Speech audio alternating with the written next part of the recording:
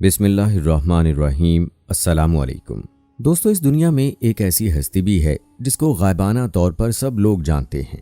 وہ قابل نفرت ہستی ہے ابلیس، معروف نام شیطان ہے۔ رحمت الہی سے ملعون ہونے سے پہلے شیطان کا نام عزازیل تھا۔ آدم علیہ السلام کو سجدہ نہ کرنے اور حکم الہی کی خلاف ورزی کی پاداش میں اس کا نام ابلیس تجویز کر دیا گیا۔ شیطان بھی اسی ابلیس کو کہتے ہیں۔ آج کی اس خاص ویڈیو میں شیطان کے حوالے سے آپ کو بتائیں گے، یعنی انسانوں کے ازلی دشمن شیطان کو کیسے پیدا کیا گیا، اس بدبخت شیطان کے ماں باپ کون تھے، اور اس روئے زمین پر سب سے پہلے شیطانوں اور فرشتوں کے درمیان جنگ کس وجہ سے ہوئی، اور شیطان عزازیل سے ابلیس کیسے بنا۔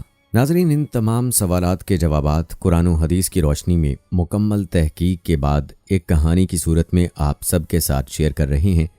ویڈیو میں شیطان کی موت کا عبرتناک انجام بھی آپ کو بتائیں گے، اور نبی کریم صلی اللہ علیہ وآلہ وسلم سے شیطان کی ملاقات کا مکمل واقعہ بھی اس ویڈیو کے آخر میں آپ جانیں گے۔ سب سے پہلے ناظرین یہ جان لیجئے کہ آسمانوں پر شیطان کا نام عزازیل تھا۔ یہ اس وقت بہت نیک بلکہ فرشتوں کا امام، مقربین کا سردار، جنت کے بیت المال کا خازن اور معلم ملائکہ تھا۔ خالق کائنات کے چند مقرب ترین ملائکہ میں سے تھا۔ شیطان کو یہ اعزازات ہزاروں سال تک دن و رات کی مسلسل ریاضت اور عبادات کے باعث عطا فرمائے گئے تھے۔ یہ ہر وقت ہر لمحہ ذکر الہی کرتا تھا۔ خوشنودی رب اس کا مقصد حیات تھا۔ پہلے آسمان سے ہفتے افلاک تک، جنت الماوا سے لوح محفوظ تک بلا روک و ٹوک رسائی نے اس کو دوسروں سے برتر کر دیا تھا۔ یہ تخلیق آدم علیہ السلام سے ہزاروں سال پہلے کی بات ہے کہ ایک دن عزازیل ادب و احترام کے کرینوں کا خیال رکھتے ہوئے لوح محفوظ پر پہنچا۔ شکر و احسان سے بوجھل پلکوں کو اٹھا کر اوپر دیکھا، جہاں تحریر تھا اعوذ باللہ من الشیطان الرجیم، یعنی پناہ مانگتا ہوں اللہ کی شیطان مردود سے۔ یہ پڑھ کر عزازیل کے پورے وجود پر خوف سے سنسناہٹ طاری ہو گئی۔ عزازیل نے ڈرتے ڈرتے عرض کیا، اے اللہ، یہ شیطان کون ہے؟ بارگاہ خداوندی سے ندا آئی، اے عزازیل، یہ نہایت عابد، زاہد، برگزیدہ اور میرے مقربین خاص میں سے ہے، لیکن یہ تکبر میں مبتلا ہو کر میری حکمہ دولی کرے گا، بس میں اسے ملعون و مردود قرار دے کر راندہ درگاہ کر دوں گا۔ رب ذوالجلال کی اس بات سے میں لرز اٹھا، میری زبان میں لڑکھڑاہٹ آ گئی۔ اٹکتے لفظوں کے درمیان پھر عرض کیا، اے معبود برحق، کیا میں اس سے واقف ہوں؟ ارشاد ہوا، وقت آنے پر تو نہ صرف اسے پہچان جائے گا بلکہ اس کے انجام سے بھی واقف ہو جائے گا۔ عرش معلیٰ سے آنے والے اس جواب سے عزازیل کا وجود کانپ اٹھا، بے اختیار آنکھوں سے آنسو جاری ہو گئے۔ عزازیل نے سوچا، آخر وہ کون بدبخت و بدنصیب ہوگا جو ہمیشہ کے لیے نشان عبرت بنا دیا جائے گا۔ پھر برسوں تک یہ خیال عزازیل کی سوچوں پر غالب رہا، تاہم گزرتے وقت کے ساتھ بڑھتی ذمہ داریوں اور شدید مصروفیات نے اس واقعے کو عزازیل کی یادوں سے محو کر دیا۔ فرشتوں کے استاد کی حیثیت سے عزازیل کی ذمہ داری درس و واعظ بھی تھی، جس کا آسمانوں میں دور دور تک چرچا تھا، اور ملائکہ کی بڑی تعداد اس میں شریک ہو کر مستفید ہوتی تھی۔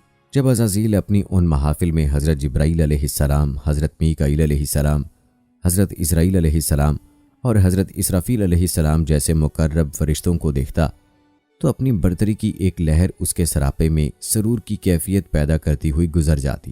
شاید اسی کا نام تکبر ہو۔ بہرحال بیتے سالوں کے ساتھ عزازیل کے درجات مزید بلند ہوتے چلے گئے۔ اب عزازیل کی حیثیت بادشاہ افلاک کی سی تھی۔ اتنے بڑے مرتبے کے بعد عزازیل میں عاجزی و انکساری پیدا ہونی چاہیے تھی، لیکن معاملہ اس کے برعکس ہوا۔ شیطان عزازیل کہتا ہے کہ مجھے یوں محسوس ہوتا کہ جیسے میرے اندر سے ایک آواز مجھے کہتی ہے، اے عزازیل، تو ان سب میں افضل ہے۔ مجھے اچھی طرح یاد ہے ایک دو بار مجھے حضرت جبرائیل علیہ السلام اور حضرت میکائیل علیہ السلام نے سمجھانے کی کوشش بھی کی تھی، لیکن جب عقل پر غرور اور تکبر کے بادل چھا جائیں، آنکھوں پر رونیت کا پردہ پڑ جائے، کان واعظ و نصیحت سننے سے قاصر ہوں، تو پھر تباہی و بربادی مقدر بن جاتی ہے۔ ذلت و رسوائی کا طوق ہمیشہ کے لیے گلے کی زینت بن جاتا ہے۔ اور پھر ایک بدقسمت دن یہی سب کچھ میرے ساتھ بھی ہوا۔ رب ذوالجلال نے میری ہزارہ سالوں کی عبادتیں میرے منہ پر دے ماری۔ منہ میں جتا اسے ملائکہ تھا، اب ملعون و مردود بن چکا تھا۔ مجھے حضرت انسان کا کھلا دشمن قرار دے کر لعنت اللہ علی شیاطینہم کے لقب سے نواز دیا گیا۔ اب میں شر کی طاغوتی قوت میں تبدیل ہو کر بدی اور برائی کے سب سے بڑی علامت بن چکا تھا۔ قرآن پاک میں 88 بار شیطان اور 11 بار ابلیس کے نام سے میرا ذکر کر کے انسانوں کو مجھ سے دور رہنے اور میرے شر سے بچنے کا حکم دیا گیا۔ باری تعالیٰ نے 1,24,000 پیغمبروں کو دنیا میں مبعوث فرما کر قوموں کو میرے مکر و فریب سے بچنے کی تلقین فرمائی۔ ناظرین، زمین پر جانے سے پہلے شیطان نے اللہ سے 4 چیزوں کی اجازت طلب کی۔ نمبر 1، تا قیامت موت سے مہلت۔ نمبر 2، اہل زمین کو بہکانے کی قوت۔ نمبر 3، حیت تبدیل کرنے کی صلاحیت۔ نمبر 4، اولاد کثیر اور ان کی طویل عمریں۔ اللہ تعالیٰ نے فرمایا، جا تجھے اجازت ہے، لیکن میرے نیک بندے تیرے فریب میں نہیں آئیں گے، اور جس نے تیرا ساتھ دیا میں تجھ سے اور ان سب سے جہنم کو بھر دوں گا۔ اب میرا کام آسان ہو گیا تھا۔ کھنکھناتی سڑی مٹی سے پیدا کیا گیا یہ حضرت انسان جو اشرف المخلوقات ہے، مسجود ملائکہ، احسن تقویم اور اپنے اوصاف و کمالات پر نازاں ہے، لیکن میں نفس کے پجاری اس انسان کے رگ و پے سے اچھی طرح واقف ہوں۔ گو کہ مجھے اس بات کا اختیار نہیں کہ میں ان کے اجسام پر قابض ہو کر ان سے بالجبر بدی کے کام کرواؤں، چنانچہ میں ان کی اندرونی جبلت یعنی نفس امارہ کو اپنی وسوسہ اندازیوں اور دسیسہ کاریوں کے چنگل میں پھنسا کر برائیوں پر آمادہ کرتا ہوں۔ ان میں سے جو صاحب ایمان ہیں وہ تو تعوذ اور استغفار پڑھ کر مجھے بھاگ جانے پر مجبور کر دیتے ہیں، لیکن لالچی فطرت کے حامل اکثریت میرے دامے فریب میں مبتلا ہو کر اندھا دھند میرے پیچھے چلنے لگتے ہیں۔ پھر یہ خود ہی شرک کو تعلیم، کفر و فسق کو عبادت، نافرمانی کو حاضر جوابی اور بدتمیزی کو بہادری، موسیقی کو روح کی غذا، رقص کو جسم کی شاعری، عریانیت و فحاشی کو جدت پسندی، مذہبی اقدام کو فرسودہ، دینی روایات کو قدامت پسندی قرار دے کر شرم و حیا کی چادر کو تار تار کر دیتے ہیں۔ ناظرین، حضرت آدم علیہ السلام کے دنیا میں آنے سے قبل کرۂ ارض اور آسمان پر 2 قسم کی مخلوقات رہتی تھیں، ایک نوری اور دوسری ناری۔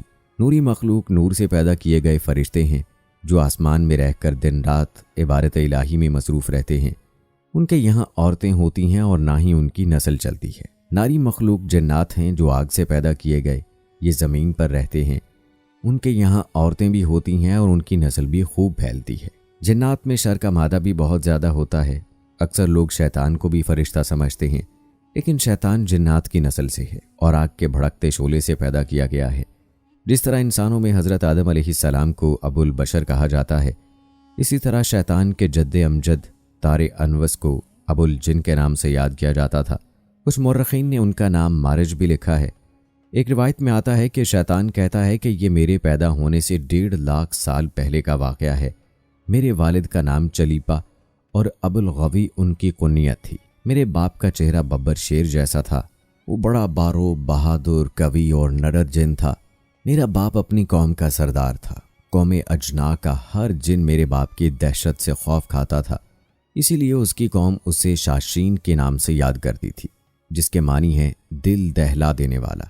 میری ماں کا نام تبلیس تھا، وہ بھی میرے باپ کی طرح طاقتور، بہادر اور نڈر تھی، جنوں کی اکثریت سرکش، شرپسند، فسادی اور جنگ و جدل کی دلدادہ ہے، جبکہ نیک اور پرامن جنوں کی تعداد آٹے میں نمک کے برابر ہے۔ میرے باپ نے اپنے قبیلے کے لیے بہت جنگیں لڑیں، اور ایک وقت وہ آیا کہ جب تمام قبائل میرے باپ کی زیر نگیں ہو گئے، اور یہی وہ وقت تھا کہ جب ہماری قوم غرور و تکبر میں مبتلا ہو کر سرکشی پر اتر آئی، یہاں تک کہ ان کے جھگڑوں، فسادات اور خون خرابے سے زمین سرخ ہو گئی۔ لہٰذا اللہ تعالیٰ نے اس فساد کے قلع قمع کے لیے آسمانوں سے فرشتوں کی فوج بھیجی۔ زمین پر میری قوم اور فرشتوں کے درمیان ایک خوفناک جنگ ہوئی، جس کے نتیجے میں میرے والدین سمیت زیادہ تر شرپسند جن مارے گئے۔ کچھ سمندر پار دور دراز جزائر میں جا چھپے، جبکہ نیک جنہوں نے غاروں میں پناہ لے لی۔ اس وقت میں کم سن تھا اور اس تباہی پر ایک میدان میں کھڑا زاروں کے تار رو رہا تھا۔ میرے ارد گرد جنات کی لاشوں کے ڈھیر پڑے تھے۔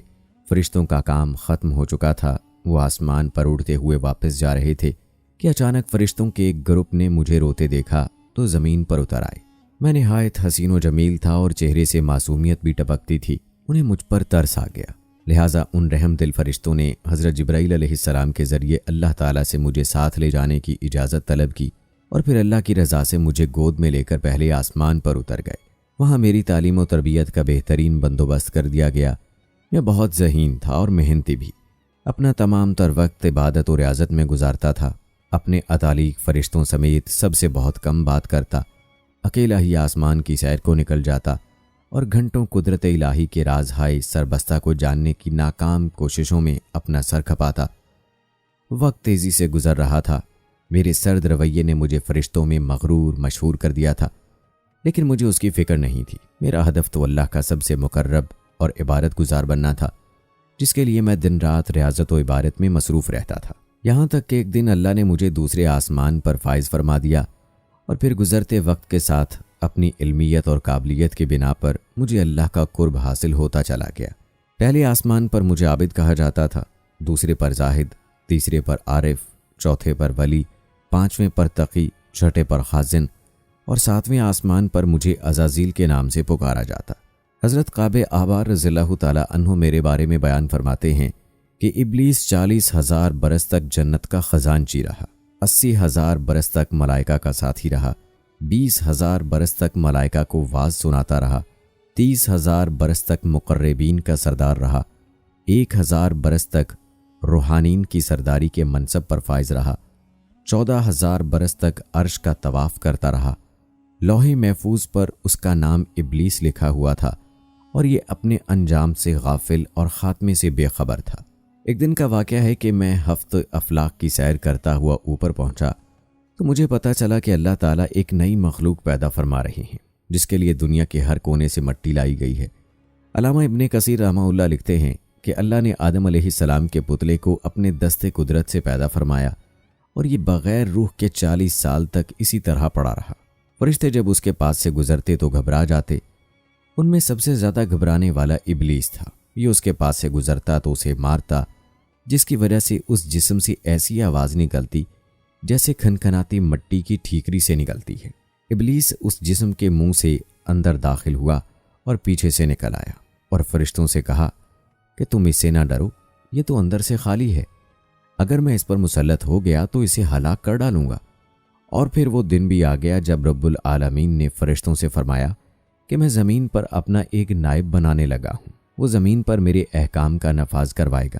فرشتوں نے عرض کیا، اے پروردگار عالم، یہ زمین پر فساد برپا کرے گا اور یہ آپس میں خون ریزی کریں گے، جبکہ ہم تو دن رات آپ کی تسبیح کرتے رہتے ہیں اور آپ کی پاکی بیان کرتے رہتے ہیں۔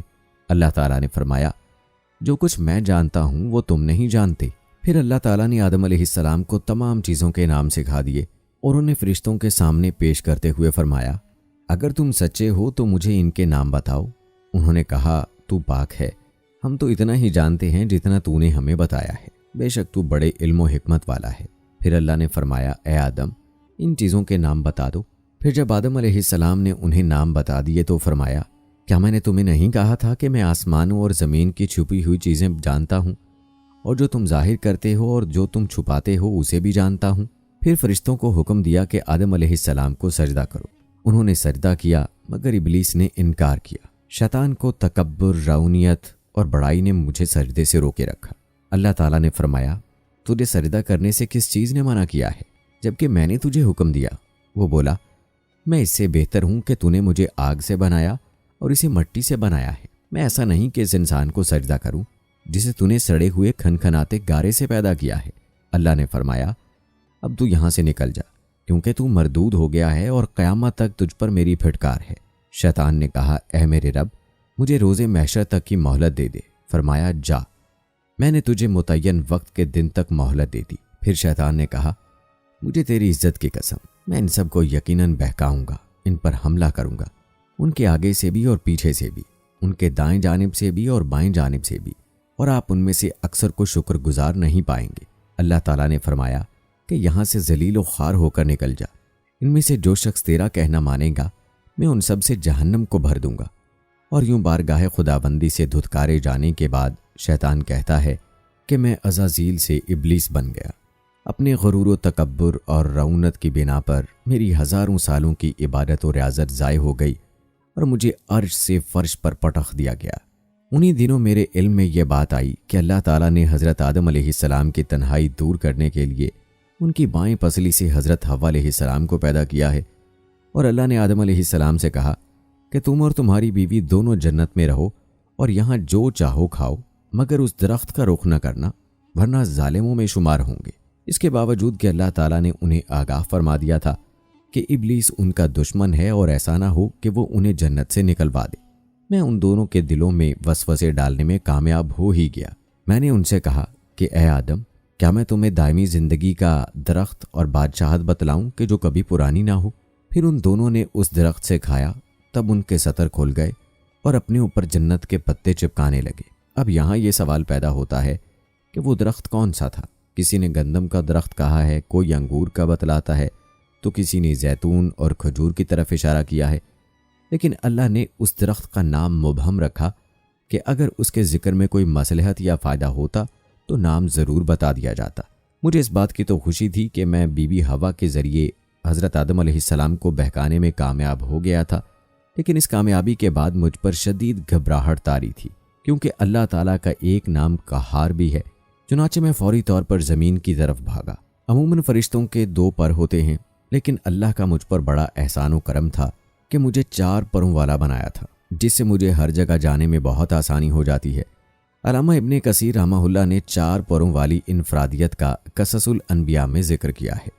بعد ازاں اللہ تعالیٰ نے حوا علیہ السلام اور حضرت آدم علیہ السلام کو معاف فرما کر ایک خاص مدت تک کے لیے دنیا کی طرف روانہ کر دیا۔ اللہ تعالیٰ نے میرے جنت سے نکالے جانے اور آدم علیہ السلام کے اس قصے کو قرآن کریم کی 7 سورتوں، سورہ بقرہ، سورہ الاعراف، سورہ حجر، سورہ بنی اسرائیل، سورہ قحف، سورہ طٰہٰ اور سورہ صاد میں تفصیل سے بیان فرمایا ہے۔ میری اس پہلی کامیابی نے مجھے ابلیس سے شیطان بنا دیا اور میں لعنت اللہ علی شیاطینہم قرار دے دیا گیا۔ دنیا میں آدم علیہ السلام اور حوا علیہ السلام کے ملاپ کے بعد اللہ نے انہیں اولاد کثیر سے نوازا۔ ایک جوڑا صبح پیدا ہوتا اور ایک شام کو۔ صبح والے جوڑے سے شام والے جوڑے کی شادی کر دی جاتی۔ اسی طرح ایک دن صبح قابیل اور اس کی بہن اقلیمیہ پیدا ہوئی، جبکہ شام کو حابیل اور اس کی بہن یہودا پیدا ہوئی۔ قانون قدرت کے مطابق قابیل کی شادی یہودا سے اور حابیل کی شادی اقلیمیہ سے ہونا تھی۔ اقلیمیہ نہایت حسین و خوبصورت تھی، جبکہ یہودا بدشکل۔ قابیل نے یہودا سے شادی سے انکار کر دیا، وہ اپنی بہن اقلیمیہ سے شادی کرنا چاہتا تھا۔ حضرت آدم علیہ السلام نے دونوں بیٹوں سے کہا کہ تم دونوں اللہ کی راہ میں قربانی دو، جس کی قربانی قبول ہو جائے گی اس کے ساتھ اقلیمیہ کی شادی کر دی جائے گی۔ چونکہ حابیل حق پر تھا، لہٰذا اس کی قربانی قبول کر لی گئی۔ یہی وہ لمحہ تھا جب میں ناک کے ذریعے قابیل کے جسم میں داخل ہوا اور اس کے دماغ پر قبضہ کر کے اس کی سوچنے سمجھنے کی صلاحیتوں پر حاوی ہو گیا۔ میں نے قابیل کو مشورہ دیا کہ اگر تو اقلیمیہ کو حاصل کرنا چاہتا ہے تو حابیل کو قتل کر دے۔ پہلے وہ ہچکچایا، لیکن جب میں نے اس کی ہمت بڑھائی، لالچ، حسد اور انتقام کے جذبات بیدار کیے تو وہ راضی ہو گیا، اور پھر ایک دن اس نے حابیل کو قتل کر ڈالا۔ اس واقعے کی تفصیل سورۃ مائدہ میں موجود ہے۔ بعد ازاں قابیل اپنے والد کے خوف سے یمن بھاگ گیا، تاہم مجھ جیسا شیطانی ہتھ کنڈوں کا موجد اس کے ساتھ تھا۔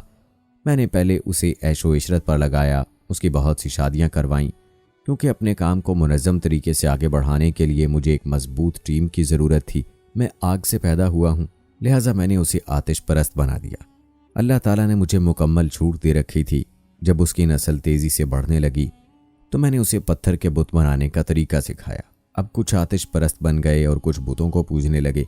حضرت آدم علیہ السلام کے بعد ان کے بیٹے حضرت شیث علیہ السلام نبی بنے، ان کے بعد حضرت ادریس علیہ السلام آئے، لیکن میرا کام زور و شور سے جاری رہا۔ اللہ تعالیٰ نے میرے لیے اپنی رسی دراز کی ہوئی تھی۔ دنیا کے باسی گمراہی اور ضلالت کے گڑھوں میں دھنسے ہوئے تھے۔ جگہ جگہ بتوں، آگ اور سورج کی پرستش کی جا رہی تھی۔ میں نہایت کامیابی کے ساتھ لوگوں کو دین سے دور کرنے میں مصروف تھا کہ اللہ تعالیٰ نے اپنے ایک اور نبی حضرت نوح علیہ السلام کو مبعوث فرمایا۔ ان کے آنے کے بعد پہلی مرتبہ دنیا میں مجھے اور میرے پیروکاروں کو تباہی کا سامنا کرنا پڑا، یہاں تک کہ میری پوری قوم طوفان نوح میں غرق ہو گئی اور میں ایک بار پھر دنیا میں اکیلا رہ گیا۔ اللہ تعالیٰ نے حضرت نوح علیہ السلام کے واقعے کا قرآن کریم میں 43 بار ذکر کیا ہے۔ 2000 سال قبل مسیح کی بات ہے۔ خلیج فارس سے عراق تک کے وسیع و عریض علاقے پر ایک قوم آباد تھی جسے قوم عاد کے نام سے یاد کیا جاتا ہے۔ اللہ تعالیٰ نے اسے دنیا بھر کی نعمتوں سے نوازا تھا۔ سرسبز و شاداب باغات، لہلہاتے کھیت و کھلیان، شفاف پانی کے چشمے، بڑے بڑے شاندار محلات، مال و دولت، آسائش و آرائش کی فراوانی اور بہترین صحت۔ یہ طویل القامت، قوی اور زوراور لوگ تھے۔ ان کی شان و شوکت ستوت و جبروت، جسمانی طاقت و سہولت نے انہیں مغرور اور متکبر بنا دیا تھا۔ قوم نوح کی تباہی کے بعد ان دنوں میں یعنی شیطان بھی کسی ایسی ہی قوم کی تلاش میں تھا۔ چنانچہ میں اپنی پوری جماعت کے ساتھ ان کے نفس امارہ پر حملہ آور ہوا۔ اپنی بدی کے ہتھیاروں کے ساتھ سب سے پہلے انہیں بت پرستی کی جانب راغب کیا۔ اللہ نے انہی میں سے اپنے نیک بندے حضرت ہود علیہ السلام کو نبی بنا کر مبعوث فرمایا، تاہم انہوں نے ان کی بات ماننے سے انکار کر دیا۔ مال و دولت، قوت و شہرت کے نشے میں سرشار قوم عاد باغی اور سرکش ہو چکی تھی۔ یہ لوگ بدی کی راہوں میں اس قدر آگے بڑھ چکے تھے کہ اب ان کی واپسی ناممکن تھی۔ اللہ تعالیٰ نے پہلے ان پر ہلکا عذاب نازل فرمایا، انہیں 3 سال کے لیے بارش سے محروم کر دیا۔ ان کے کھیت کھلیان اور باغات صحرا میں تبدیل ہو گئے، لیکن ان کی رونت نے انہیں حضرت ہود علیہ السلام کی بات نہ ماننے دی۔ پھر اللہ نے 8 دن اور 7 راتوں تک شدید قسم کی آندھی کا عذاب مسلط کر دیا۔ یہ آندھی اتنی خوفناک تھی کہ انسان و حیوان ہوا میں اڑتے آسمان تک جاتے اور پھر اوندے منہ زمین پر گر کر فنا ہو جاتے۔ یوں پوری قوم نیست و نابود ہو گئی۔ البتہ حضرت ہود علیہ السلام اور ان کے پیروکار محفوظ رہے۔ قرآن پاک کی 9 سورتوں میں قوم عاد کا ذکر ہوا ہے۔ اللہ تعالیٰ نے قوم سمود میں حضرت صالح علیہ السلام کو نبی بنا کر مبعوث فرمایا۔ اس قوم کے لوگ نہایت طاقتور، طویل القامت اور زبردست شان و شوکت کے مالک تھے۔ پتھروں کو تراش کر پہاڑوں کے درمیان خوبصورت نفیس مکان بنا کر رہا کرتے تھے۔ البتہ وہ سب میرے ہی پیروکار تھے۔ حضرت صالح علیہ السلام نے انہیں سمجھانے کی بہت کوشش کی، لیکن وہ مجھے چھوڑنے پر تیار نہ تھے۔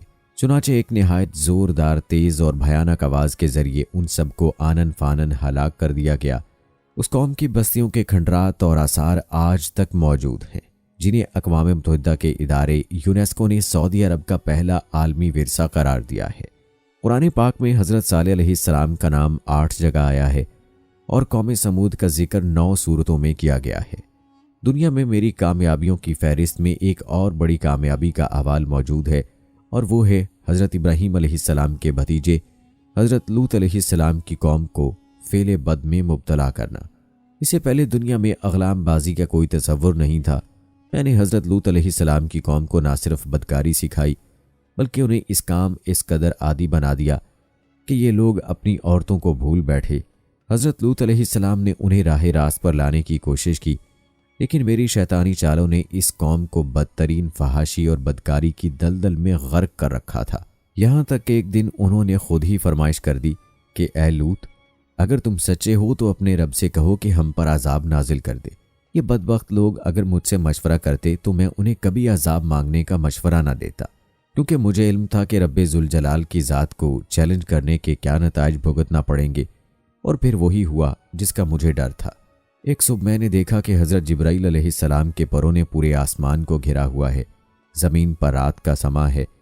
پھر اچانک جبرائیل علیہ السلام نے اپنے ایک پر کی نوک سے اس بستی کو اکھیڑا اور اپنے بازو میں رکھ کر آسمان پر چڑھ گئے، حتیٰ کہ آسمان والوں نے ان کے کتوں کے بھونکنے اور مرغوں کے بولنے کی آوازیں سنی، اور پھر اس بستی کو الٹا کر زمین پر دے مارا۔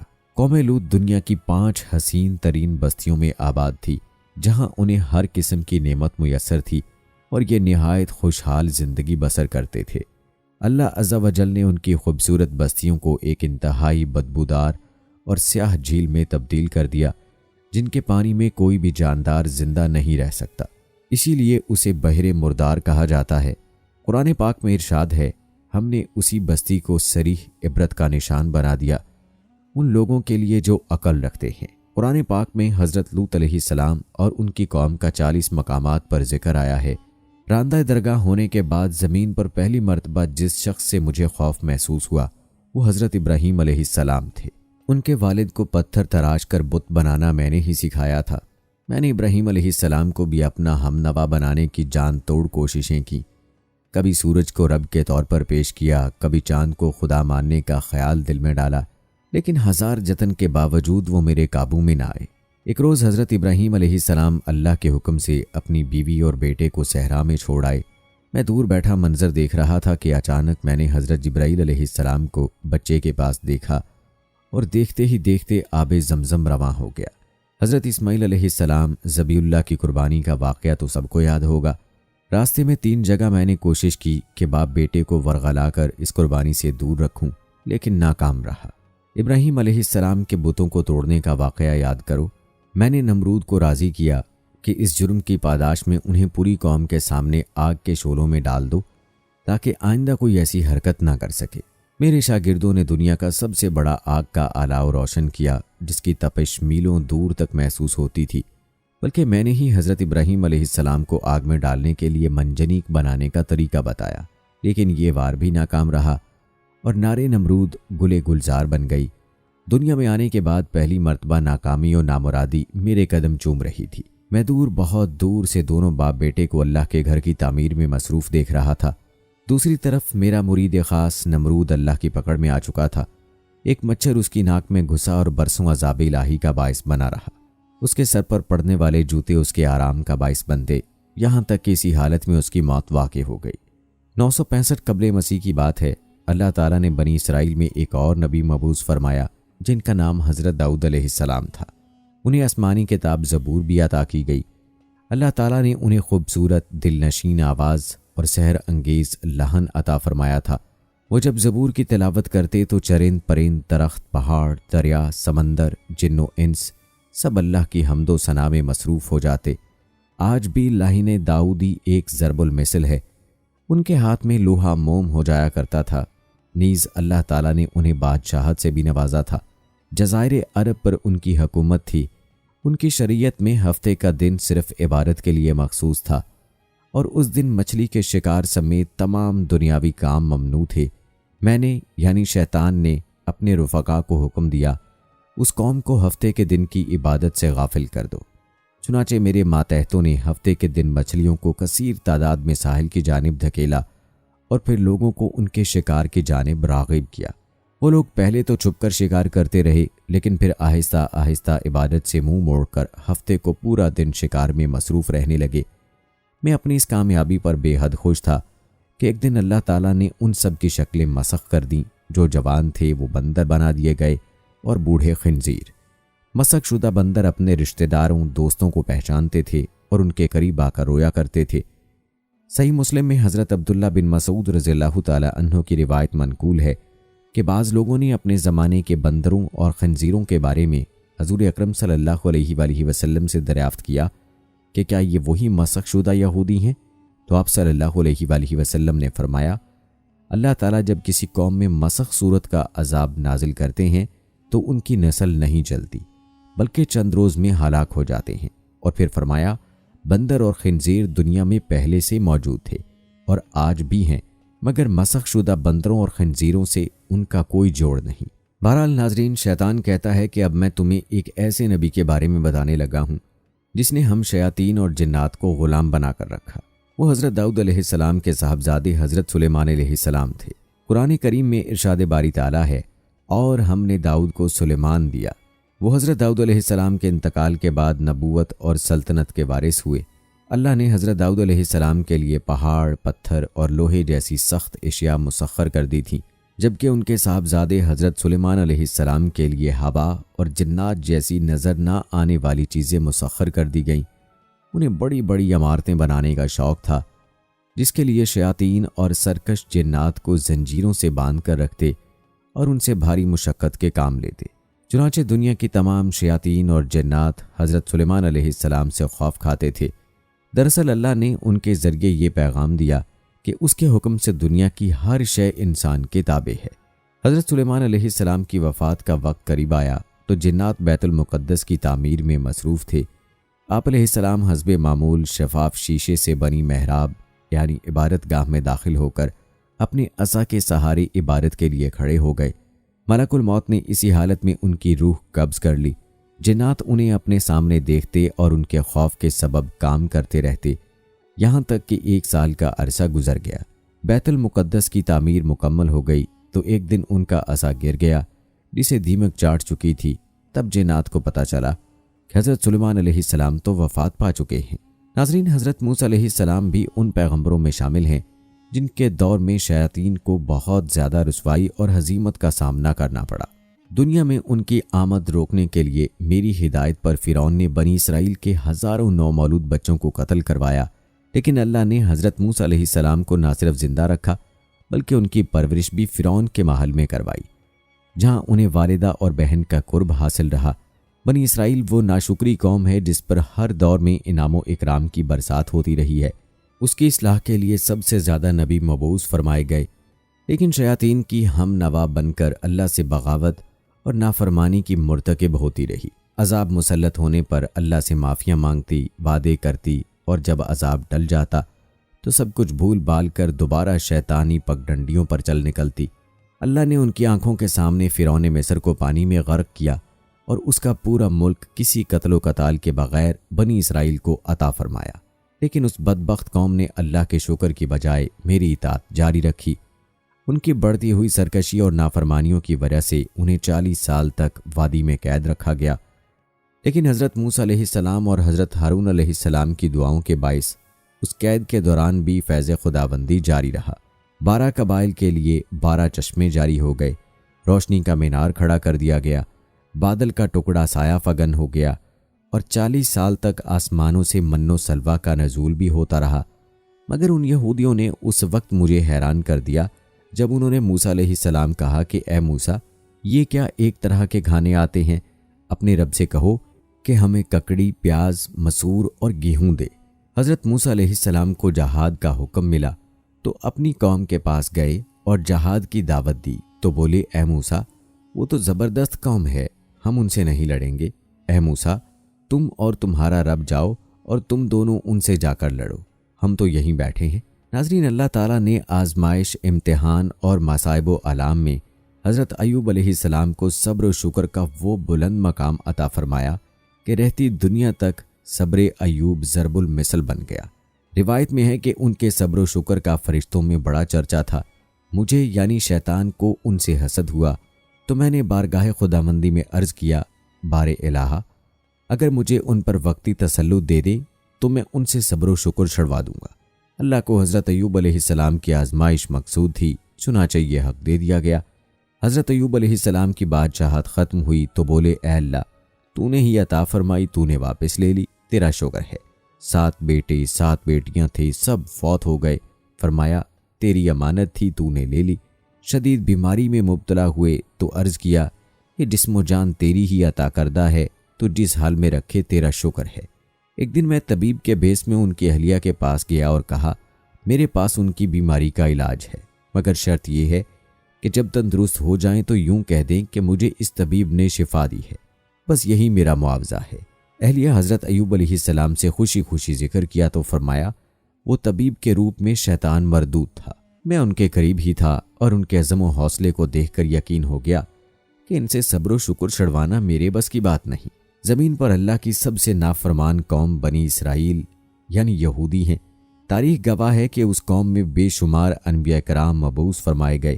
اللہ نے بہت بار اپنے انعام و اکرام کی بارش برسائی، لیکن یہ ناشکری قوم کبھی فرما بردار نہ بن پائی۔ انبیاء کرام علیہ السلام پر ظلم و ستم ڈھانا اس کا شیوا رہا۔ حضرت عیسیٰ علیہ السلام بنی اسرائیل کے آخری پیغمبر تھے۔ انہیں 30 سال کی عمر میں نبوت کے ساتھ آسمانی کتاب انجیل سے سرفراز فرمایا گیا۔ اللہ تعالیٰ نے انہیں شکم مادر سے آسمانوں پر اٹھانے تک بہت سے معجزات سے نوازا، جس کی تفصیل سورہ آل عمران اور سورہ مائدہ میں موجود ہے۔ انہی معجزات کی بنا پر اہل نصارہ انہیں خدا سمجھنے لگے تھے، نعوذ باللہ۔ عیسائیوں کے عقیدہ تثلیث کے مطابق حضرت عیسیٰ علیہ السلام، بی بی مریم علیہ السلام اور اللہ تینوں خدا ہیں۔ تاہم مسلمانوں کے نزدیک یہ ایک کفریہ عقیدہ ہے، جیسا کہ قرآن پاک میں ارشاد ہے، بے شک وہ لوگ کافر ہو چکے جنہوں نے کہا کہ اللہ عین مسیح بن مریم ہے۔ بنی اسرائیل کے منکرین نبوت نے میری ہدایت کے مطابق حضرت عیسیٰ علیہ السلام کو صلیب پر چڑھانے کا منصوبہ بنا لیا، لیکن اللہ نے اپنے نبی کو آسمانوں پر اٹھا لیا۔ حضرت عیسیٰ علیہ السلام کے بعد تقریباً 569 سال تک بدی کی قوتوں کا راج رہا، لیکن پھر نبی آخر الزماں صلی اللہ علیہ وآلہ وسلم کی تشریف آوری کے بعد سے میری زندگی کا سب سے مشکل دور شروع ہو گیا۔ ابو جہل سے ابو لہب تک، یہود سے منافق اعظم عبداللہ بن ابی تک میرے بڑے اور قابل رشک مہرے زمین بوس ہو گئے۔ بنی اسرائیل کا مکر و فریب، چالاکیاں، چال بازیاں دھری کی دھری رہ گئیں۔ خود میرا اپنا یہ حال تھا کہ کوئی بھی شیطانی ہتھ کنڈا کامیاب نہ ہوتا تھا۔ بدر کی جنگ نے میری کمر توڑ کر رکھ دی تھی۔ مجھ میں سرکار دو عالم صلی اللہ علیہ وآلہ وسلم کا سامنا کرنے کی طاقت تھی اور نہ ہمت۔ حضرت ابوبکر صدیق، حضرت عمر رضی اللہ تعالی عنہ، حضرت عثمان رضی اللہ تعالی عنہ، حضرت علی رضی اللہ تعالی عنہ، حضرت حمزہ، حضرت خالد اور دیگر صحابہ کرام رضوان اللہ اجمعین سے مقابلے کا خیال نہایت احمقانہ سوچ تھی۔ میں حضرت عمر رضی اللہ تعالی عنہ کی دہشت سے تو راستہ ہی بدلنے پر مجبور ہو جاتا۔ میری اور میرے رفقا کی سر توڑ کوششوں کے باوجود اسلام کی روشنی نے دنیا کو منور کر دیا۔ حضور اکرم صلی اللہ علیہ وآلہ وسلم کی حیات طیبہ اور خلافت راشدہ کے 30 سال میری تباہی و بربادی کے سال تھے۔ حضرت عثمان رضی اللہ تعالی عنہ نے اپنی جان کا نذرانہ دے کر میری بہت بڑی سازش ناکام بنا دی۔ پھر سیدنا حسین رضی اللہ تعالی عنہ نے کربلا کے میدان میں اسلام کو جلا بخشی۔ خلافت راشدہ کے بعد مجھے کچھ شیطانی گل کھلانے کے مواقع میسر آئے۔ بنو امیہ اور بنو عباس کے درمیان نفرتوں کے بیج بوئے۔ 9 صلیبی جنگوں میں نصارہ کی مسلسل ناکامی کے بعد پاپائیت کو مسلمانوں کی علمی میراث پر قبضے کا مشورہ میں نے ہی دیا۔ مسلمان جنگجو سپہ سالاروں کو جنم دینے والی سرزمین عرب کو بانجھ کیا۔ اسرائیل کا وجود اور بیت المقدس پر قبضہ میرا ہی مرہون منت ہے۔ عظیم مسلم سلطنت، خلافت عثمانیہ کا خاتمہ اور سونے کی چڑیا ہندوستان پر نصارہ کا قبضہ میرے ہی ہاتھوں انجام پایا۔ سقوط ڈھاکہ، سقوط کشمیر، ہندوؤں کے مظالم، امریکہ و اسرائیل کی دہشت گردی، عرب ممالک کی معاشی، معاشرتی، سماجی، سیاسی اور فوجی قوت کی تباہی میرا ہی کارنامہ ہے۔ مسلمانوں کے اندر سے دین کی روح سلب کر کے انہیں ایمان کی حرارت سے بیگانہ کس نے کیا؟ یہ سب کچھ میرا ہی یعنی شیطان اور ابلیسی جماعت ہی کا کارنامہ ہے۔ شیطان کہتا ہے کہ 27 رمضان المبارک جمعے کے بابرکت دن کے وہ لمحات میرے لیے نہایت پریشان کن تھے کہ جب اسلام کے نام پر بننے والی پہلی مملکت خداداد دنیا کے نقشے پر نمودار ہوئی۔ میں ان دنوں دوزخ کے نزدیک قید تنہائی میں تھا۔ اس مملکت کی بنیادوں میں 20 لاکھ مسلمانوں کا خون اور ہزاروں معصوم بچیوں کی عصمتیں شامل ہیں۔ یہ بات اپنی جگہ درست ہے کہ میں برا ہوں اور بدنام بھی۔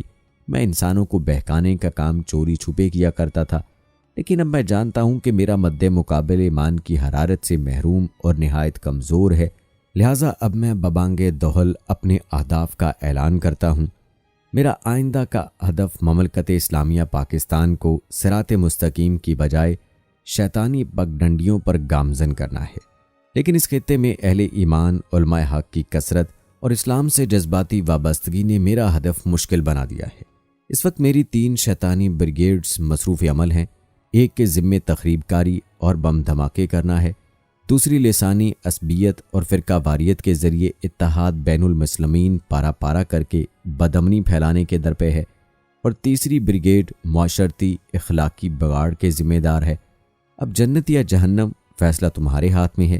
اے اہل پاکستان، میرے کارندے جب تمہارے کسی علاقے میں کارروائی کر کے فاتحانہ انداز میں میرے پاس آتے ہیں تو میں بھولی بسری یادوں میں کھو جاتا ہوں، اور مجھے وہ لمحہ یاد آ جاتا ہے جب میں نے لوح محفوظ پر اللہ کے نام کے ساتھ حضرت محمد صلی اللہ علیہ وآلہ وسلم لکھا دیکھا تھا، وہ نام کے جس سے ملائکہ عشق کیا کرتے تھے، اور آج اس پرانی محبت کے احترام نے مجھے مجبور کر دیا کہ میں تم کو اپنے مکروہ عزائم سے خبردار کر دوں۔ میری کہانی اللہ کی کتاب قرآن مجید میں تفصیل سے درج ہے، جس میں اہل ایمان کے لیے عبرت و نصیحت کا بیش بہا خزانہ موجود ہے، لیکن میں یہ دیکھ کر حیران رہ جاتا ہوں کہ عمل و ہدایت کے اس انمول ذخیرے کو صرف برکت کا نسخہ سمجھ کر گھر کے اونچے مچان پر خوبصورت جزدان میں لپیٹ کر محفوظ کر دیا گیا ہے۔ یہ بھی میری خوش قسمتی ہے کہ تم عربی زبان سے واقف ہو، اور نہ اس دستور حیات کو بامانی پڑھنے سمجھنے کا تمہارے پاس وقت ہے نہ شوق۔ میں نے چند مشہور واقعات پر مشتمل اپنی مختصر سی داستان تحریر کی ہے، مگر یاد رکھو، بدی کی اس داستانی عبرت کو پڑھنے کے بعد مجھ پر ملامت کی بجائے اپنے نفس کو ملامت کرنا، جس کی غلامی تمہیں صراط مستقیم کی بجائے شیطانی پگڈنڈیوں پر چلنے پر مجبور کر دیتی ہے۔ اب تمہارے پاس 2 راستے ہیں۔ پچھلی قوموں کی تباہی و بربادی سے سبق حاصل کرتے ہوئے گناہوں سے توبہ کرو، جھوٹ، منافقت، غیبت، حسد، ظلم و زیارتی، بدکاری کو اپنی زندگیوں سے نکال پھینکو، رزق حلال کماؤ اور حلال ہی کھاؤ، یوں اپنے نفس امارہ سے مجھے باہر نکال کر جنت کے حقدار بن جاؤ۔ لیکن اگر صراط مستقیم کا یہ سفر تمہارے لیے ممکن نہیں، اللہ اور اس کے پیارے نبی صلی اللہ علیہ وآلہ وسلم کی اطاعت کی بجائے میرے ہم سفر بننے پر خوش ہو، تو چشم ماں روشن دل ماشاد، میں دل و جان سے تمہیں اپنے ساتھ جہنم میں لے جانے کو تیار ہوں، جہاں دوزخ کی بھڑکتی آگ تمہاری اور میری منتظر ہے۔ ناظرین، یہاں پر بھی جان لیجئے کہ شیطان کے 5 اہم ساتھی ہیں، جن کے نام یہ ہیں۔ نمبر 1، صبر۔ اس کے اختیار میں مصیبتوں کا کاروبار ہے، جس میں لوگ ہائے واویلا کرتے ہیں اور گریبان پھاڑتے ہیں، منہ پر تمانچے مارتے ہیں اور جاہلیت کے نعرے لگاتے ہیں۔ نمبر 2، عور۔ یہ لوگوں کو بدی کا مرتکب کرتا ہے اور اسے ان پر اچھا اور پسندیدہ کر کے دکھاتا ہے۔ نمبر 3، مسوت۔ یہ کذب اور در و دماغ پر مامور ہے، جسے لوگ کان لگا کر سنیں، تجسس کریں اور آدھی سن کر مزید اضافہ خود کر لیں۔ یہ انسانوں کی شکل اپنا کر ان سے ملتا ہے اور انہیں فساد برپا کرنے کی جھوٹی خبریں سناتا ہے۔ نمبر 4، داسم۔ یہ آدمی کے ساتھ گھر میں داخل ہوتا ہے اور گھر والوں کے عیب دکھاتا ہے اور ان پر غضبناک کرتا ہے۔ نمبر 5، زکنیور۔ یہ بازاروں کا مختار ہے، بازاروں میں آ کر یہ قسم قسم کی بدی اور بددیانتی کے جھنڈے گاڑتا ہے۔ غرض شیطان مردود نے کل مختار مالک سے دشمنی نبھائی اور یوں وہ مردود ٹھہرا۔ ناظرین، بچپن میں ایک عجیب و غریب سا سوال ذہن میں اٹھتا تھا کہ یہ جو شیطان ہے، یہ اگر بارگاہ خداوندی میں توبہ کر لے تو اللہ تعالیٰ کی ذات کیا اسے معاف نہ کر دے گی؟ اگر معاف کر دے تو یہ تمام برائیاں ختم ہو جائیں گی۔ ظاہر ہے بچپن تھا، کسی سے جھجک کے باعث پوچھنا بھی نہیں، تھوڑا ہوش سنبھالا تو اس کے متعلق جانا کہ یہ کون ہے، اس کی اصلیت کیا تھی، اب کیا ہے اور کیوں اس کی توبہ قبول نہیں ہو سکتی۔ شیطان یعنی ابلیس اس کا اصل نام ہے، عزازیل۔ بچپن کا وہ سوال کہ کیا صرف سجدہ نہ کرنے کی وجہ سے شیطان کو دھتکارا گیا؟ کیا اسے توبہ کا موقع نہیں ملا؟ جب اللہ تعالیٰ نے تمام فرشتوں کو حکم دیا کہ آدم علیہ السلام کو سجدہ کرو، تمام فرشتے فوراً سجدے میں گر جاتے ہیں سوائے ابلیس کے۔ اللہ تعالیٰ کی ذات اگر چاہتی تو اس وقت اس کو اپنی بارگاہ سے خارج کر سکتی تھی، لیکن ایسا نہیں ہوا۔ اسے توبہ کا موقع دیا گیا۔ پوچھا گیا کہ اے عزازیل، تو نے سجدہ کیوں نہیں کیا؟ قرآن مجید میں ہے کہ جب اللہ تعالیٰ نے حضرت آدم علیہ السلام کو سجدہ کرنے کا حکم دیا تو ابلیس نے انکار کر دیا اور حضرت آدم علیہ السلام کی تحقیر اور اپنی بڑائی کا اظہار کر کے تکبر کیا، اور اسی جرم کی سزا میں خداوند عالم نے اس کو مردود بارگاہ کر کے دونوں جہان میں ملعون فرمایا اور اس کی پیروی کرنے والوں کو جہنم میں عذاب نار کا سزاوار بنا دیا۔ اللہ نے فرمایا، کس چیز نے تجھے روکا کہ تو نے سجدہ نہ کیا جب میں نے تجھے حکم دیا تھا؟ بولا، میں اس سے بہتر ہوں، تو نے مجھے آگ سے بنایا اور اسے مٹی سے بنایا۔ فرمایا، تو یہاں سے اتر جا، تجھے نہیں پہنچتا کہ یہاں رہ کر غرور کرے، نکل، تو ہے ذلت والوں میں۔ بولا، مجھے فرصت دے اس دن تک کہ لوگ اٹھائے جائیں۔ فرمایا، تجھے مہلت ہے۔ بولا، تو قسم اس کی کہ تو نے مجھے گمراہ کیا، میں ضرور تیرے سیدھے راستے پر ان کی طاق میں بیٹھوں گا، پھر ضرور میں ان کے پاس آؤں گا، ان کے آگے اور پیچھے اور داہنے اور بائیں سے، اور تو ان میں سے اکثر کو شکر گزار نہ پائے گا۔ فرمایا، یہاں سے نکل جا۔ رد کیا گیا اور راندہ ہوا۔ ضرور جو ان میں سے تیرے کہے پر چلا، میں تم سب سے جہنم بھر دوں گا۔ ایک بزرگ جناب فخر الدین رازی رحمہ اللہ اپنے دور کے بہت بڑے عالم تھے۔ ان پر جب نزع کا وقت آیا تو شیطان آ پہنچا، کہنے لگا، اے فخر الدین، آپ کے پاس اللہ تعالیٰ کی ذات کے ہونے کی کیا دلیل ہے؟ انہوں نے ایک دلیل دی، شیطان نے اپنے علم سے وہ رد کر دی۔ انہوں نے دوسری دلیل دی، اس نے وہ بھی رد کر دی، حتیٰ کہ آپ نے 359 دلیلیں دی، اس نے سب رد کر دی۔ حضرت نجم الدین کبریٰ رحمہ اللہ علیہ آپ کئی مسافت دور وضو فرما رہے تھے اور اپنے باطنی تصرف سے یہ سارا ماجرا دیکھ رہے تھے۔ آپ نے اپنے ہاتھ سے پانی حضرت فخر الدین رحمہ اللہ کی جانب پھینکا، تمام پردے چاک کیے اور فرمایا، اس کو بول دو کہ میں اللہ تعالیٰ کی ذات کو بنا کسی دلیل کے مانتا ہوں۔ یہاں شیطان نے ایک اور حملہ کیا، کہنے لگا، اے فخر الدین، آج تمہیں تمہاری فضیلت نے بچا لیا۔ آپ نے جواب دیا، نہیں، مجھے میرے وسیلے نے بچا لیا۔ کتنا خطرناک کھیل کھیلتا ہے نزع کے موقع پر بھی، اس بات کے درپے ہوتا ہے کہ بندہ مومن کو بھٹکا دوں۔ وہ آج تک اپنا کیا ہوا عہد نبھا رہا ہے اور ہم کیا ہم اپنا عہد نبھا رہے ہیں؟ ابلیس، جس کو شیطان کہا جاتا ہے، یہ فرشتہ نہیں تھا بلکہ جن تھا جو آگ سے پیدا ہوا تھا، لیکن یہ فرشتوں کے ساتھ ساتھ ملا جلا رہتا تھا اور دربار خداوندی میں بہت مقرب اور بڑے بڑے بلند درجہ و مراتب سے سرفراز تھا۔ حضرت کعب احبار رضی اللہ تعالی عنہ کا فرمان ہے کہ ابلیس 40,000 برس تک جنت کا خزانچی رہا اور 80,000 برس تک ملائکہ کا ساتھی رہا اور 20,000 برس تک ملائکہ کو واز سناتا رہا اور 30,000 برس تک مقربین کا سردار رہا اور 1,000 برس تک روحانیین کی سرداری کے منصب پر رہا اور 14,000 برس تک عرش کا طواف کرتا رہا، اور پہلے آسمان میں ان کا نام عابد اور دوسرے آسمان میں زاہد اور تیسرے آسمان میں عارف اور چوتھے آسمان میں ولی اور پانچویں آسمان میں تقی اور چھٹے آسمان میں خازن اور ساتویں آسمان میں عزازیل تھا، اور لوح محفوظ میں اس کا نام ابلیس لکھا ہوا تھا، اور یہ اپنے انجام سے غافل اور خاتمے سے بے خبر تھا۔ قرآن مجید کے اس عجیب واقعے میں عبرتوں اور نصیحتوں کی بڑی بڑی درخشندہ اور تابندہ تجلیاں ہیں، اسی لیے اس واقعے کو خداوند قدس نے مختلف الفاظ میں اور متعدد طرز بیان کے ساتھ قرآن مجید کے 7 مقامات میں بیان فرمایا ہے، یعنی سورہ بقرہ، سورہ اعراف، سورہ حجر، سورہ بنی اسرائیل، سورہ قہف، سورہ طٰہٰ، سورہ صاد میں اس دل ہلا دینے والے واقعے کا تذکرہ کیا ہے، جس سے ایک بہت بڑا درس ہدایت تو یہ ملتا ہے کہ کبھی ہرگز اپنی عبادتوں اور نیکیوں پر گھمنڈ یا غرور نہیں کرنا چاہیے، اور کسی گناہگار کو اپنی مغفرت سے کبھی مایوس نہیں ہونا چاہیے، کیونکہ انجام کیا ہوگا اور خاتمہ کیسا ہوگا عام بندوں کو اس کی کوئی خبر نہیں ہے، اور نجات و فلاح کا دار و مدار اور حقیقت خاتمہ بالخیر پر ہی ہے۔ بڑے سے بڑا عابد اگر اس کا خاتمہ بالخیر نہ ہوا تو وہ جہنمی ہوگا، اور بڑے سے بڑا گناہ گار اگر اس کا خاتمہ بالخیر ہو گیا تو وہ جنتی ہوگا۔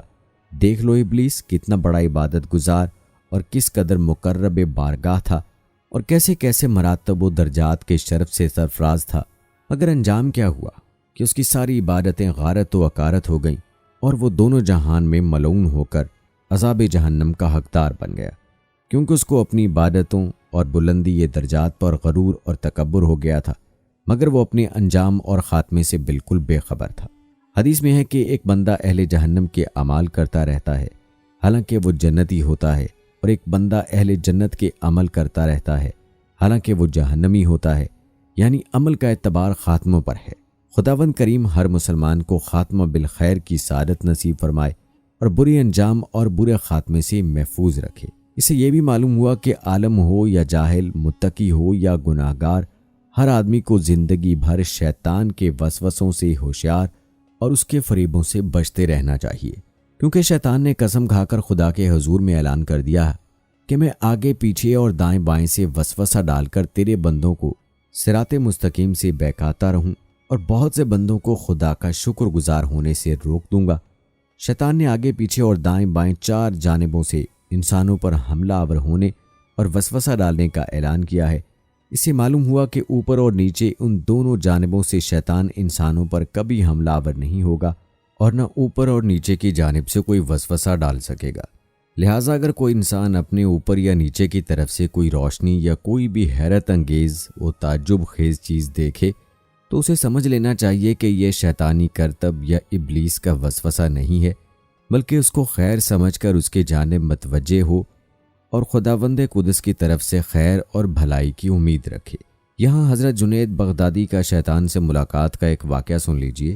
حضرت جنید بغدادی رحمہ اللہ فرماتے ہیں کہ میرے دل میں ایک بار یہ خواہش پیدا ہوئی کہ میں ابلیس لائن کو دیکھوں، اور انہوں نے ایک دن اللہ سے دعا بھی کر دی کہ اے اللہ کبھی شیطان سے ملاقات کرا دے تاکہ اسے ایک سوال کر سکوں۔ حضرت جنید بغدادی رحمہ اللہ فرماتے ہیں کہ اس کے بعد ایک روز میں نماز کے بعد مسجد کے دروازے پر کھڑا تھا کہ ایک بوڑھا شخص آیا جو دور سے ہی میری طرف دیکھ رہا تھا، اور جب میں نے اس کو دیکھا تو اپنے دل میں وحشت کا اثر محسوس کیا۔ جب وہ میرے نزدیک آ گیا تو میں نے پوچھا اے بوڑھے تو کون ہے کہ میری نظر اثر وحشت سے تجھے دیکھنے کا تاب نہیں لاتی اور تیری نحوست کی ہیبت کو میرا دل برداشت نہیں کرتا؟ وہ بوڑھا کہنے لگا کہ میں وہی ہوں جس کو دیکھنے کی تیرے دل میں خواہش تھی۔ حضرت جنید بغدادی رحمہ اللہ فرماتے ہیں کہ میں سمجھ گیا کہ یہ شیطان ہے۔ اس کا جواب سن کر میں نے اس سے پوچھا کہ جب اللہ تعالیٰ نے تجھے حضرت آدم علیہ السلام کو سجدہ کرنے کا حکم دیا تو وہ کون سی چیز تھی جس نے تجھے حضرت سیدنا آدم علیہ السلام کو سجدہ کرنے سے باز رکھا؟ کیا اللہ کی عظمت کو نہیں جانتا تھا؟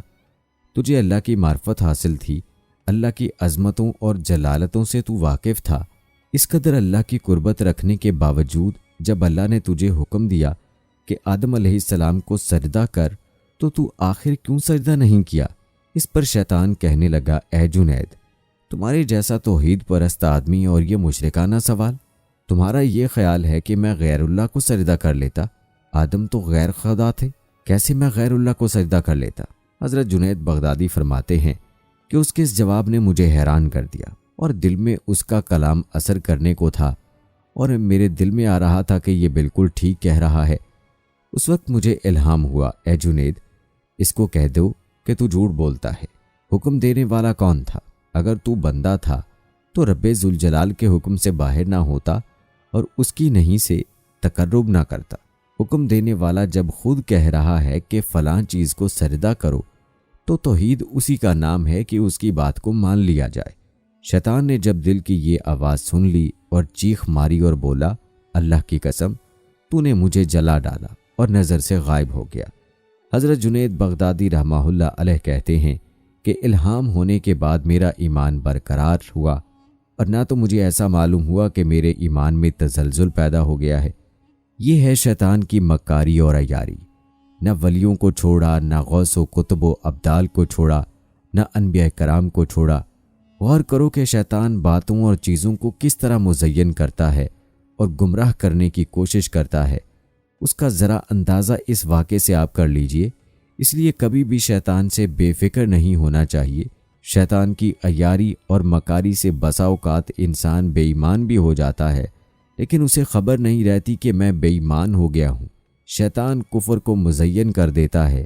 اللہ کا ساتھ، اس پر مکمل ایمان اور اللہ کا رحم ہی شیطان کے شر سے بچا سکتا ہے۔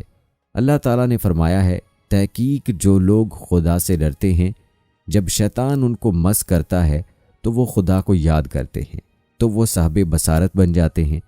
اس آیت سے یہ بات معلوم ہوتی ہے کہ شیطان کا دفع ذکر الہی سے ہو جاتا ہے۔ حضور سرور عالم صلی اللہ علیہ وآلہ وسلم نے حضرت ابو ہریرہ رضی اللہ تعالی عنہ سے فرمایا تھا کہ رات کو بستر پر لیٹتے وقت آیت الکرسی پڑھ لیا کرو، شیطان تمہارے قریب پھٹک نہ سکے گا۔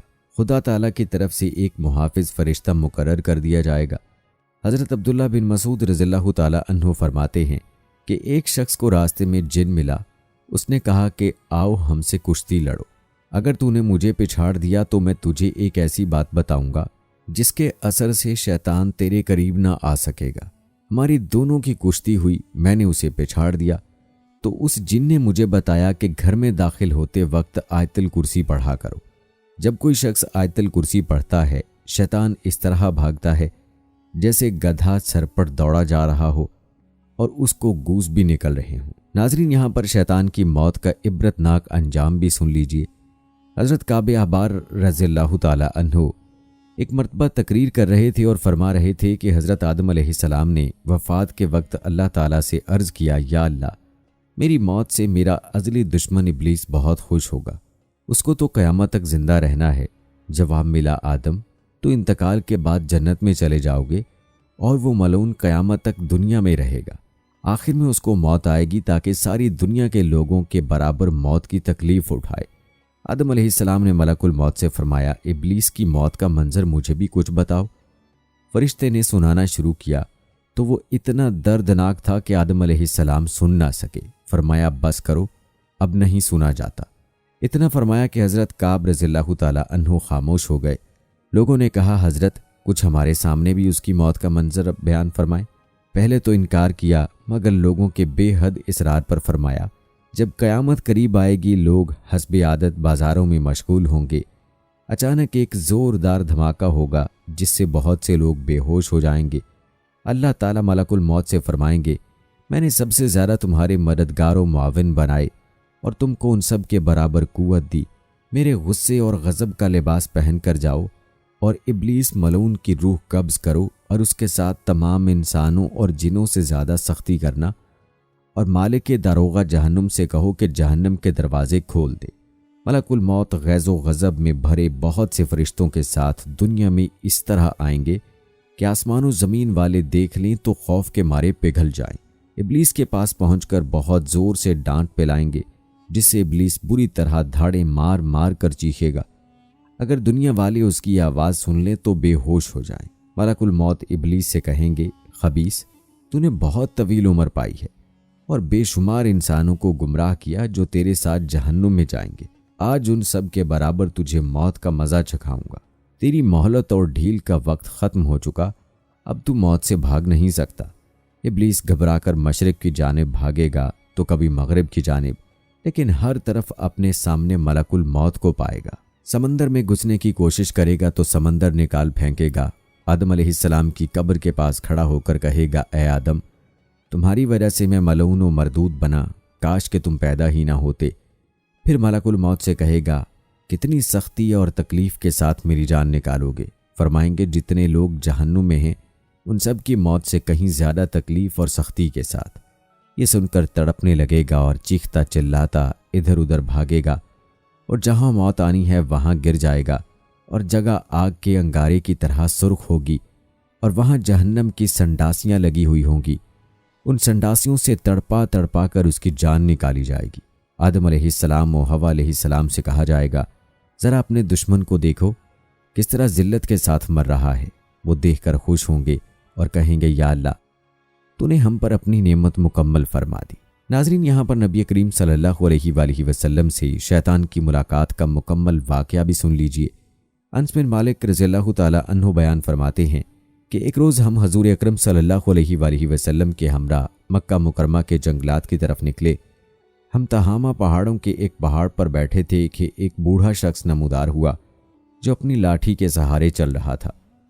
اس نے حضور اکرم صلی اللہ علیہ وآلہ وسلم کو سلام کیا اور آپ نے سلام کا جواب دیا اور فرمایا، یہ بوڑھا اپنی چال اور آواز سے جن معلوم ہوتا ہے۔ پھر آپ صلی اللہ علیہ وآلہ وسلم نے اس سے دریافت کیا، تو کون ہے؟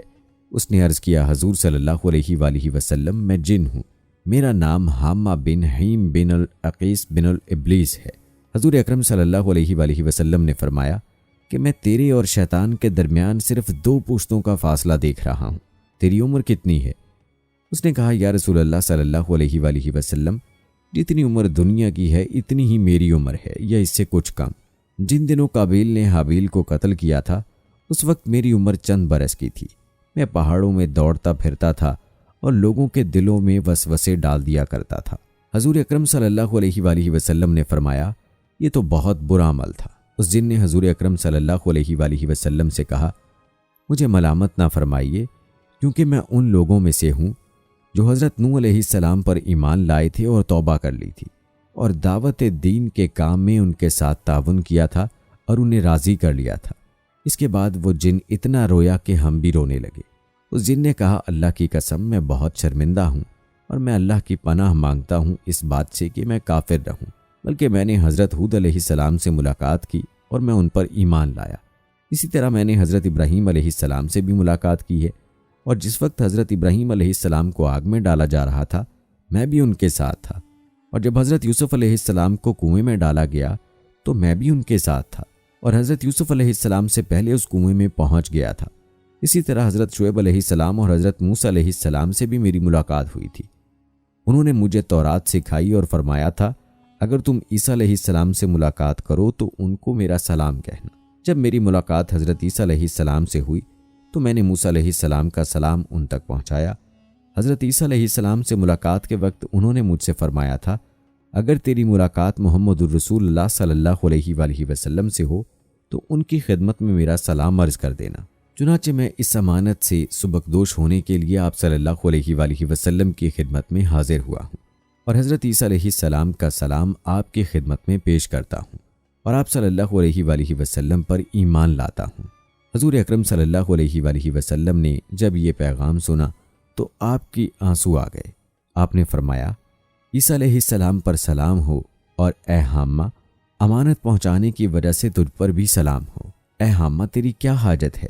اس جن نے عرض کیا کہ حضرت موسیٰ علیہ السلام نے مجھے تورات سکھائی تھی اور حضرت عیسیٰ علیہ السلام نے مجھے انجیل سکھائی تھی، بس آپ صلی اللہ علیہ وآلہ وسلم مجھے قرآن سکھا دیجئے۔ چنانچہ حضور اکرم صلی اللہ علیہ وآلہ وسلم نے اس جن کو قرآن مجید کی تعلیم فرمائی اور اس کو سورہ واقعہ، سورہ مرسلات، سورہ عما یتساءلون، سورۃ اذا الشمس کورت، معوذتین اور قل هو اللہ احد سکھلائیں اور فرمایا کہ اے حامہ، جس وقت تمہیں کوئی حاجت ہو پھر میرے پاس آ جانا اور ہم سے ملاقات نہ چھوڑنا۔ ایک روایت میں ہے کہ حضور اکرم صلی اللہ علیہ وآلہ وسلم نے اس جن کو صرف 10 سورتیں سکھائی تھیں۔ حضور اکرم صلی اللہ علیہ وآلہ وسلم اس دنیا سے پردہ فرما گئے، لیکن اس واقعے کے بعد حامہ کے بارے میں کچھ بھی نہیں فرمایا۔ خدا جانے حامہ اب بھی زندہ ہے یا مر گیا۔ ناظرین کرام، سیدنا عبداللہ بن مسعود رضی اللہ تعالی عنہ سے روایت ہے، رسول اللہ صلی اللہ علیہ وآلہ وسلم نے فرمایا، تم میں سے کوئی نہیں مگر اس کے ساتھ ایک شیطان اس کا ساتھی نزدیک رہنے والا مقرر کیا گیا ہے۔ لوگوں نے عرض کیا کہ آپ صلی اللہ علیہ وآلہ وسلم کے ساتھ بھی یا رسول اللہ صلی اللہ علیہ وآلہ وسلم شیطان ہے؟ آپ صلی اللہ علیہ وآلہ وسلم نے فرمایا، ہاں میرے ساتھ بھی ہے، لیکن اللہ نے اس پر میری مدد کی ہے تو میں سلامت رہتا ہوں اور مجھے شیطان کوئی بات سوائے نیکی کے نہیں بتلاتا۔ دوستو، اللہ تعالیٰ حکیم مطلق ہے اور حکیم کا کوئی کام خالی از حکمت نہیں ہوتا۔ اللہ تعالیٰ نے جو کچھ بھی پیدا فرمایا ہے مبنی بر حکمت ہے۔ کسی چیز کو بھی دیکھیے تو یوں کہیے کہ اے ہمارے رب، تو نے اسے بیکار نہیں بنایا۔ حضرت امام غزالی رحمہ اللہ نے کیمیائی سعادت میں لکھا ہے کہ ایک مرتبہ حضرت موسیٰ علیہ السلام نے چھت پر چھپکلی کو دیکھا اور خدا سے پوچھا، الہی تو نے چھپکلی کو کیوں بنایا؟ اللہ تعالیٰ نے فرمایا، موسیٰ تم سے پہلے یہ چھپکلی مجھ سے پوچھ رہی تھی کہ الہی تو نے موسیٰ کو کیوں بنایا؟ میرے کلیم، میں نے جو کچھ بنایا ہے مبنی بر حکمت ہی پیدا فرمایا ہے۔ حدیث میں ہے کہ جب اللہ نے ابلیس کی نسل اور اس کی زوجہ پیدا کرنا چاہی تو شیطان پر غصے کا القاء کیا۔ غصے کی وجہ سے آگ کی ایک چنگاری پیدا کی۔ اس چنگاری سے حق تعالیٰ نے ابلیس کی بیوی پیدا کر دی۔ جتنے انسان پیدا ہوتے ہیں اتنے ہی جنات بھی پیدا ہوتے ہیں۔ روایت ہے کہ اللہ تعالیٰ نے ابلیس سے فرمایا تھا کہ جتنی اولاد آدم کی پیدا کروں گا اتنی ہی اولاد تیری بھی پیدا کروں گا۔ چنانچہ دوسری حدیث میں مذکور ہے کہ ہر انسان کے ساتھ اللہ تعالیٰ جن بھی پیدا کرتا ہے جو اس کو برائی پر اکساتا رہتا ہے۔ جنات مذکر بھی ہوتے ہیں اور مؤنث بھی۔ جنات کی ایک قسم انسان جیسی ہے، وہ انسانوں کی طرح مذکر اور مؤنث ہوتے ہیں، آپس میں شادی بیاہ کرتے ہیں اور ان کی اولاد بھی پیدا ہوتی ہے۔ بہرحال ناظرین، ایک دن شیطان بیٹھا رسیوں کے پھندے تیار کر رہا تھا۔ کچھ موٹی موٹی رسیوں کے پھندے تھے، کچھ باریک اور کمزور رسیوں کے پھندے تھے۔ وہاں سے ایک علم والے کا گزر ہوا تو اس نے شیطان سے پوچھا، ارے او دشمن انسان، یہ کیا کر رہے ہو؟ شیطان نے سر اٹھا کر دیکھا اور اپنا کام جاری رکھتے ہوئے بولا، دیکھتے نہیں حضرت انسانوں کو قابو کرنے کے لیے پھندے تیار کر رہا ہوں۔ ان حضرت نے پوچھا، یہ کیسے پھندے ہیں، کچھ موٹے کچھ ہلکے؟ شیطان نے جواب دیا، پھندے ان لوگوں کے لیے ہیں جو شیطانوں کی باتوں میں نہیں آتے، لہٰذا مختلف قسم کے پھندے تیار کرنے پڑتے ہیں، کچھ خوشنما، کچھ موٹے، کچھ باریک۔ ان حضرات کے دل میں تجسس پیدا ہوا۔ پوچھا، کیا میرے لیے بھی کوئی پھندا ہے؟ شیطان نے سر اٹھا کر مسکراتے ہوئے کہا، آپ علم والوں کے لیے مجھے پھندے تیار نہیں کرنے پڑتے، آپ لوگوں کو تو میں چٹکیوں میں گھیر لیتا ہوں، علم کا تکبر ہی کافی ہے آپ لوگوں کو پھانسنے کے لیے۔ ان حضرت نے حیران ہو کر پوچھا، پھر یہ موٹے پھندے کس کے لیے ہیں؟ شیطان نے کہا، موٹے پھندے اخلاق والوں کے لیے ہیں جن کے اخلاق اچھے ہیں، ان پر قابو پانا مشکل ہوتا ہے، اسی لیے احادیث میں اچھے اخلاق کے لیے بہت ترغیب دی گئی ہے۔ رسول اللہ صلی اللہ علیہ وآلہ وسلم نے ارشاد فرمایا، میں اچھے اخلاق کی تکمیل کے لیے ہی بھیجا گیا ہوں۔ رسول اللہ صلی اللہ علیہ وآلہ وسلم برے اخلاق سے اجتناب کی اس طرح دعا فرمایا کرتے تھے کہ اے اللہ، میں آپ سے پناہ چاہتا ہوں پھوٹ، نفاق اور برے اخلاق سے۔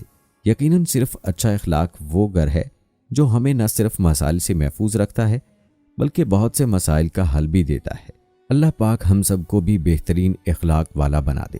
شیطان کے پیار کو پیار سمجھ کر اسے زندگی میں داخل نہ کریں، بلکہ ہر وقت استغفار کرتے ہوئے اللہ تعالیٰ کی پناہ میں آنے کی ہر انسان کو کوشش کرنی چاہیے۔ شیطان سے بچنے کی سب سے بڑی پناہ اللہ تعالیٰ ہی ہے۔ آج استغفار کرتے ہوئے اللہ تعالیٰ کی پناہ میں آنے کی کوشش کرنی چاہیے، کیونکہ استغفار ہی وہ ذریعہ ہے جس سے اللہ تعالیٰ کی پناہ میں انسان آ سکتا ہے۔ یاد رکھیں، حضور صلی اللہ علیہ وآلہ وسلم تو اللہ کے نبی اور رسول ہیں۔ آپ کو اللہ نے معصوم پیدا فرمایا، نہ آپ کو شیطان بہکا سکتا تھا اور نہ ہی دنیا کی کسی چیز کا خوف۔ آپ صلی اللہ علیہ وآلہ وسلم نے امت کی تعلیم کے لیے یہ دعائیں مانگ کر امت کو سکھایا کہ ان تمام چیزوں سے پناہ مانگیں جس سے نبی صلی اللہ علیہ وآلہ وسلم نے پناہ مانگی۔ اے اللہ، ہم ہر اس چیز سے تیری پناہ مانگتے ہیں جسے تیرے پیارے حبیب صلی اللہ علیہ وآلہ وسلم نے مانگی۔ معزز خواتین و حضرات، انسان کتنا ہی عبادت گزار کیوں نہ ہو جائے، مستقبل کی فکر اور ایمان پر خاتمے کے لیے دعا اور کوشش کرتے رہنا چاہیے، ورنہ عزازیل سے ابلیس بننے میں اور مردود بن جانے میں کچھ لمحے لگتے ہیں، اور انہی لمحوں میں انسان کی دنیا و آخرت تباہ ہو سکتی ہے۔ کوشش کریں کہ عبادت پر اترانے اور غرور کرنے کی بجائے اعمال کی بقا اور خاتمے کے حسن کی فکر کریں۔ روایات میں آتا ہے کہ جب قرب قیامت دوسرا سور پھونکا جائے گا تو اس وقت اللہ تبارک و تعالی شیطان کو دردناک موت عطا فرمائے گا، اور اس کے بعد شیطان مردود کو ہمیشہ ہمیشہ کے لیے جہنم میں داخل کر دیا جائے گا۔ دعا ہے کہ اللہ تعالی ہمیں اسلام پر زندہ رکھے اور ایمان پر اپنی خوشنودی والی موت عطا فرمائے اور اپنے مقرب بندوں میں شامل فرمائے، اور اللہ تعالی ہم سب کو نفس اور شیطان کے ہتھ کنڈوں سے محفوظ رکھے اور ہم پر اپنا رحم و کرم فرمائے۔ آمین یا رب العالمین۔